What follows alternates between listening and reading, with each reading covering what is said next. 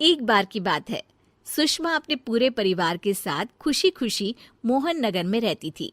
उसकी 2 बहुएं थी, पल्लवी और शिवानी। एक दिन दोनों बहुएं रसोई में काम कर रही होती है कि तभी उनकी सास सुषमा उन्हें बुलाती है।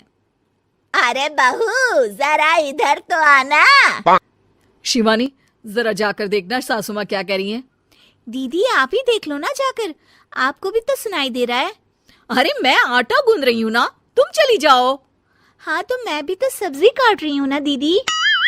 अरे बहू, जल्दी आओ।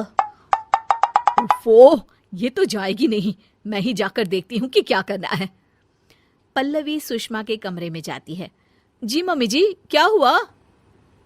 शाम को घर पर कुछ मेहमान आने वाले हैं, तो तुम अच्छा सा खाना बना लेना बहू।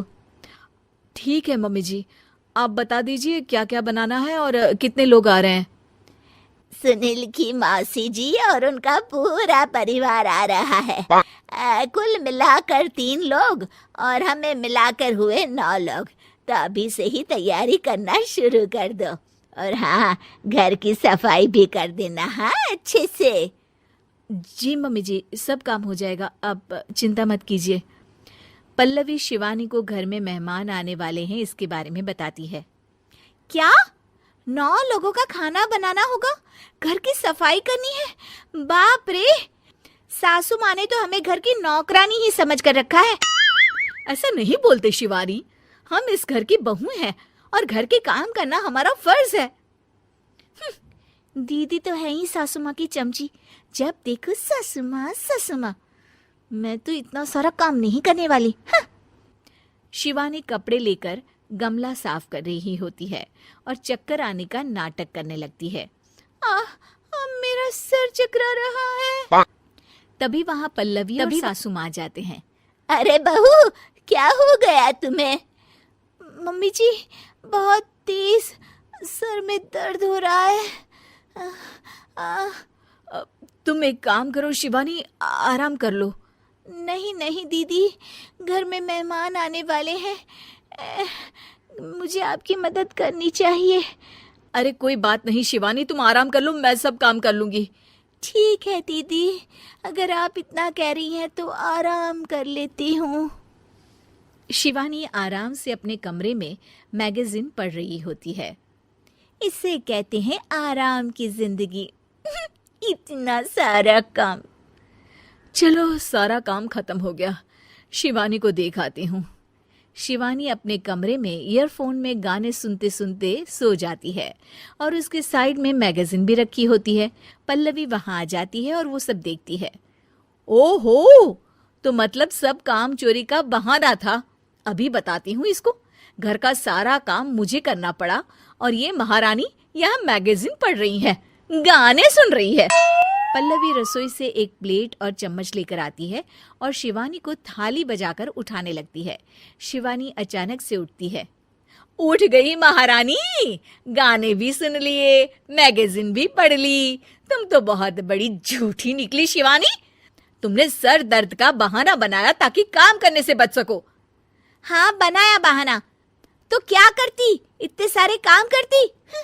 मुझे कोई शौक नहीं है चापलूसी का। क्या चापलूसी? तुम्हें लगता है कि मैं सारे काम चापलूसी के लिए कर रही हूँ? और नहीं तो क्या। तभी वहां सासू माँ आ जाती हैं। अरे बहू, वो लोग बस आने ही वाले हैं, तुम तैयारियां कर लो। जी सासू माँ आ जाती तुझे है। तो मैं बाद में अरे देखती हूँ। बहू, वो लोग बस आने ही वाले हैं, तुम तैयारियां कर लो। जी सासू माँ, तुझे तो मैं बाद में देखती हूँ। सब खाना खाने बैठते हैं और खाना शुरू करते हैं। तभी सुनील की मौसी बोलती है। वाह भाई वाह, खाना तो बहुत ही अच्छा बना है सुषमा जी, एक एक चीज में क्या स्वाद है। ये सुनकर शिवानी मुंह बना लेती है। उसे अपनी जेठानी की इतनी तारीफ रास नहीं आती। आपकी बहुएं तो बहुत ही अच्छा खाना बनाती हैं। हाँ, बनाती तो दोनों ही अच्छा है, पर आज ना ये सारा खाना बड़ी बहू ने बनाया है। छोटी बहू की तबीयत ठीक नहीं थी, सो इसलिए। मानना पड़ेगा सुषमा जी, आपकी बड़ी बहू तो बहुत ही गुणवान है। पल्लवी की तारीफ सुनकर शिवानी को जलन होती है।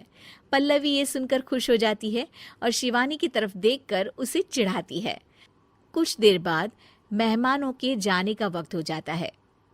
मौसी जी सबके लिए उपहार लाई होती है। वो सबको शगुन के पैसे देती हैं और अंत में पल्लवी के पास आती है। तुम्हारे लिए शगुन का लिफाफा तो है ही, पर बहू तुम्हें एक और उपहार भी मिलेगा इतना अच्छा खाना बनाने के लिए। मौसी अपने सोने के कंगन निकालकर पल्लवी को पहना देती है।